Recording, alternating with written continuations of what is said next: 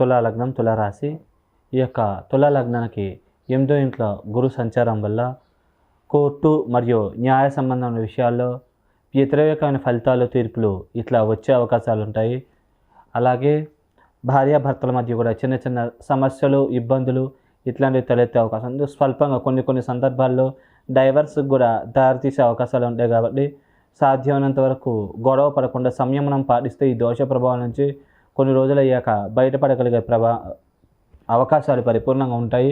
అలాగే 12ని కూడా గురువు చూడడం వల్ల ధనపరమైనటువంటి వ్యయం, గురువు ఈ యొక్క లగ్నానికి తృతీయాధిపత్యం రావడం వల్ల పరిపూర్ణమైన పాపి కాబట్టి ఈ యొక్క తులా లగ్నానికి ఈ యొక్క గురువు యోగించడు. కాబట్టి 12వ స్థానాన్ని చూడడం వల్ల అనవసరమైన ప్రయాణాల వల్ల ధన నష్టం జరిగే అవకాశాలు ఉన్నాయి.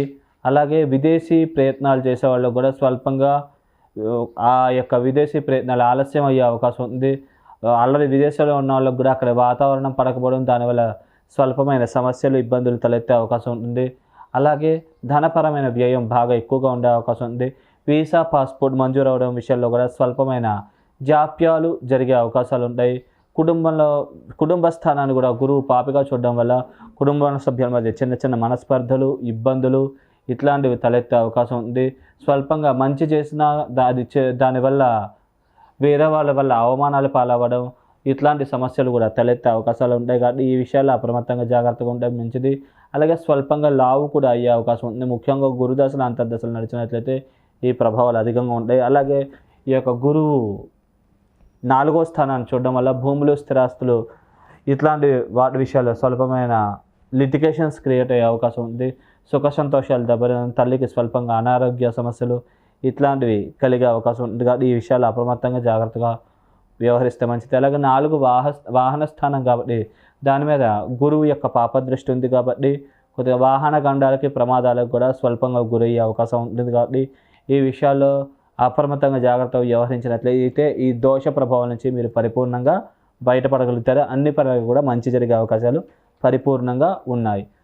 అలాగే మీరు ఈ గురువు బంగారానికి కూడా కారణం కాబట్టి బంగారు ఆభరణాలు కొనుగోళ్ళు, అమ్మకాల విషయాల్లో కూడా కొద్దిగా జాగ్రత్తగా ఆచితూచి వ్యవహరించాలండి. లేకపోతే కనుక కొద్దిగా ఆ పరంగా మోసపోయే అవకాశాలు ఉంటాయి. కాబట్టి ఈ విషయాల్లో కొద్దిగా జాగ్రత్తగా ఉంటే మంచిది. అలాగే కట్టిన్లు, అపార్ట్మెంట్లు ఇట్లాంటి కొనుగోళ్ళు, అమ్మకాల విషయాల్లో కూడా స్వల్పంగా జాగ్రత్తలు తీసుకుంటే మంచిది. లేకుంటే సమస్యలు తలెత్తే అవకాశాలు ఉన్నాయి. కాబట్టి ఈ విషయాలు తగు జాగ్రత్తలు తీసుకోగలరు. అలాగే గురువు యొక్క దోషం మీకు పోవాలనుకుంటే కనుక శనగలు, పసుపు రంగు వస్త్రం ఈ రెండు కూడా బ్రాహ్మణులకు దానంగా ఇవ్వడం, గురువుల్ని, బ్రాహ్మణుల్ని మరియు పెద్దవాళ్ళని ఇట్లాంటి వాళ్ళందరినీ కూడా గౌరవించడం, అదే దైవికమైన బలం, శక్తి పెంపొందించుకోవడం ఇట్లాంటి పరిహారాలు ఆచరించడం వల్ల మంచి జరిగే అవకాశం ఉంది. అలాగే మీరు పార్వతీ అమ్మవారిని రోజు పూజించినట్లయినా, పార్వతీదేవికి సంబంధించిన స్తోత్రం చదువుకోవడం కానీ, పార్వతీదేవికి ఏమన్నా పరమాన్నం కానీ ఏమైనా నైవేద్యం సమర్పించి అది ప్రసాదంగా స్వీకరించడం కానీ ఇట్లాంటి పరిహారాలు ఆచరించడం మంచిది. అలాగే శక్తి స్తోమత ఉన్నట్లయితే కనుక మీరు వైట్ జర్కెన్ అనేటువంటి ఉంగరాన్ని మధ్యవేలికి ఒక 2.5 నుంచి 3.5 క్యారెట్ల ప్రమాణంగా ధరించినట్లయితే కనుక ఈ యొక్క గురువు యొక్క దోష ప్రభావం తగ్గి మీకు అన్ని పరలుగా మంచి జరిగే అవకాశం ఉంది. మీరు అనుకున్న పనులు కూడా సకాలంలో నెరవేరే అవకాశాలు పరిపూర్ణంగా ఉన్నాయి. అలాగే గురువు ఈ గోచార రీత్యా బుధ, శుక్ర, చంద్రులతో కలిసినప్పుడు బుధ, శుక్ర, చంద్రులు ఆ గురువు చూస్తున్న స్థానాల్ని ఉన్న స్థానంలో చూసినప్పుడు మరియు గురువు ఉన్న స్థానంలో ఉన్నప్పుడు మాత్రం ఈ దోష ప్రభావాలు తక్కువగా ఉండి మీరు అనుకున్న పనులన్నీ కూడా సకాలంలో నెరవేరే అవకాశాలు ఉన్నాయి. ముఖ్యంగా గురువు కుజుడు మరియు సూర్యుడితో కలిసి ఉన్నప్పుడు వివాహ ప్రయత్నాలు కొద్దిగా ఆలస్యం అయ్యే అవకాశం ఉంది. కొద్దిగా ధనపరమైన నష్టం, ఆకస్మిక ధన నష్టాలు ఇట్లాంటివి జరిగే అవకాశాలు ఉంటాయి.